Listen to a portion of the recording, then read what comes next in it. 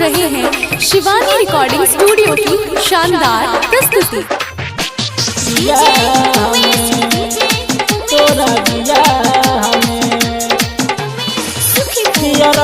के मत बहु तोरा दिया हमें दिल हमर दर के जाय छै, हद दिल हमर दर के जाय छै,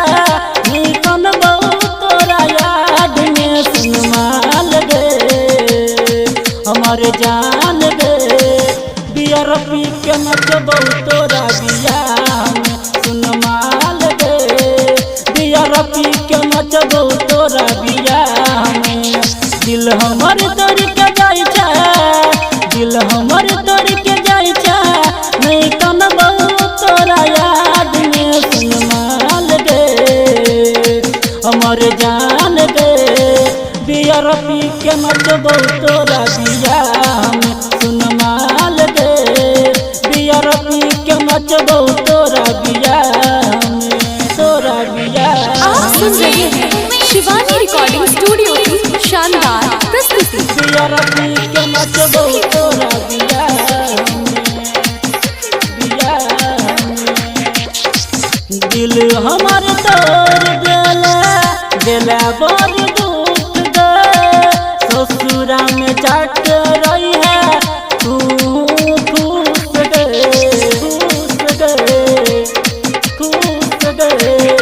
हाँ दिल हमर तोड़ देला बड़ दुख दे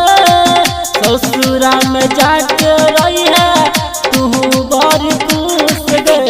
दोसर माल पटैबे दोसर माल पटैबे मैं कन बहु तोरा याद में सुनमाल गे हमर जान गे बियर पी के मत बहु तोरा दिया हमें सुनमाल गे बियर पी के मत बहु तोरा दिया हमें तोरा दिया हमें तोरा दिया हमें रविंदर दुलार के गीजल माल गे ससुरा में जाके पड़तो सैया से मार गे सैया से मार गे हाँ रविंदर दुलार के गीजल माल गे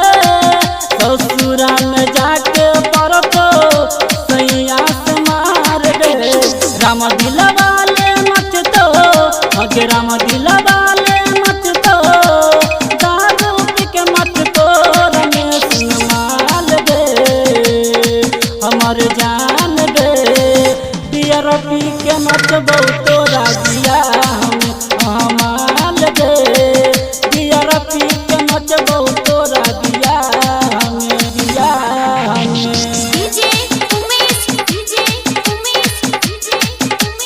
बियर पी के मत बहु तोरा दिया हमें तोरा दिया हमें हमारा सकन चला तुम्हारे में सेटिंग ससुरा में करे चलो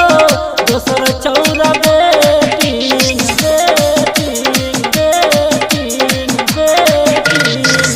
हमारा सकन चला तुम्हारे में सेटिंग ससुरा जाके करतो दोसर चौरा बेटिंग सब चल लगाओ तोरा गे सब चल लगाओ चौरा सब मिल के तोरा गाम में सुनमाल गे हमर जान गे बियर पी के मत बहु तोरा दिया हमें सुनमाल गे बियर पी के मत बहु तोरा दिया हमें। Shivani recording studio